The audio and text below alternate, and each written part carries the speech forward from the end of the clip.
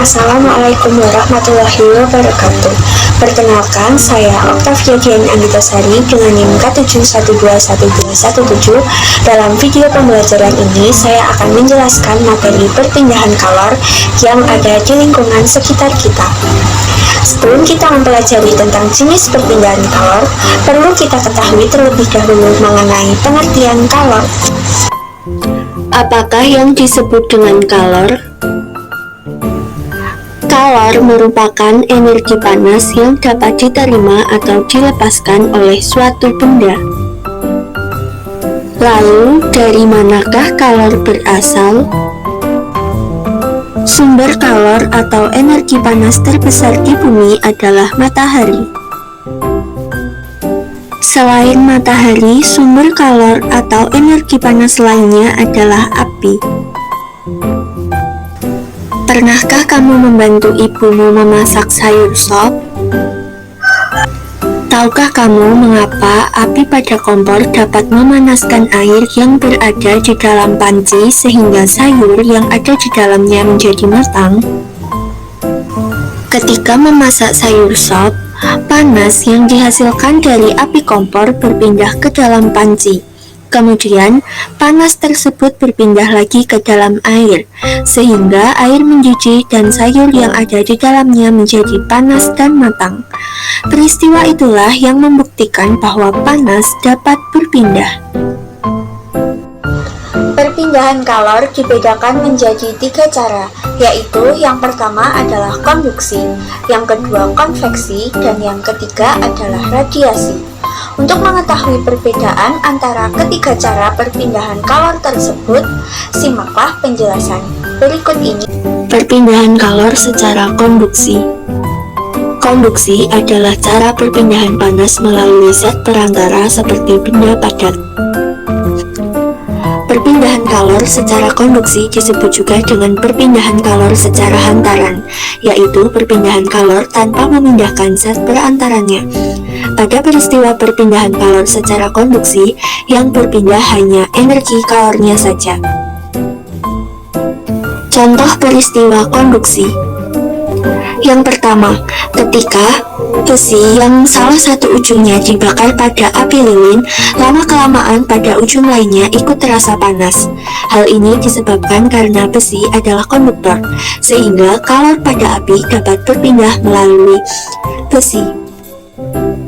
Contoh yang kedua, ketika panci yang dipanaskan di atas kompor, lama-kelamaan akan menjadi panas, karena kalor pada api kompor berpindah ke dalam panci. Saat kamu membuat teh dan memegang salah satu ujung sendok yang dimasukkan ke dalam air panas, lama-kelamaan ujung sendok yang kamu pegang juga akan terasa panas. Peristiwa tersebut merupakan salah satu contoh perpindahan kalor secara konduksi. Perpindahan panas secara konveksi. Perpindahan kalor secara konveksi ialah perpindahan kalor yang disertai dengan perpindahan zat perantaranya.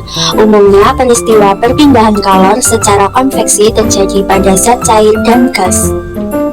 Contoh perpindahan panas secara konveksi. Yang pertama, air yang direbus di dalam panci perlahan akan mendidih seluruhnya, meski yang dipanaskan hanya bagian bawah panci. Massa jenis air lebih kecil sehingga akan mengalir ke atas. Pemanasan air seperti ini akan berlangsung terus hingga seluruh air mencapai suhu yang sama. Contoh yang kedua adalah terjadinya angin darat. Angin darat terjadi pada malam hari dan berhembus dari darat ke laut. Peristiwa ini terjadi karena udara di atas laut lebih panas saat malam hari dibandingkan udara di darat. Contoh yang ketiga adalah angin laut.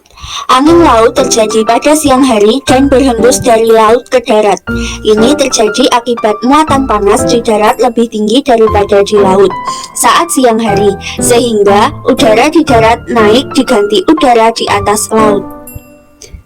Perpindahan kalor secara radiasi. Perpindahan kalor secara radiasi merupakan perpindahan kalor yang tidak memerlukan perantara apapun. Radiasi adalah proses di mana panas mengalir dari benda yang bersuhu tinggi ke benda yang bersuhu rendah.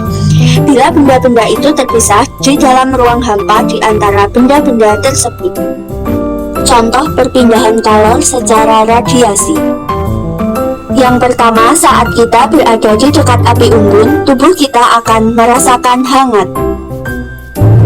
Energi panas dari api unggun terpancar melalui udara, sehingga energi panas dapat kita rasakan secara langsung.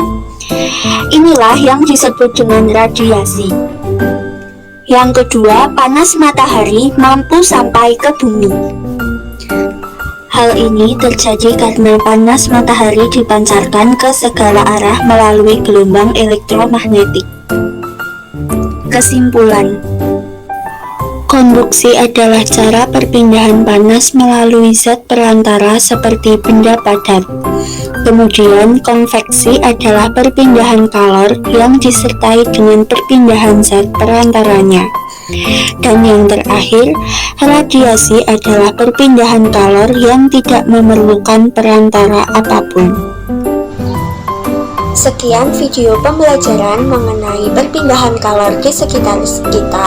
Kurang dan lebihnya saya mohon maaf. Wassalamualaikum warahmatullahi wabarakatuh.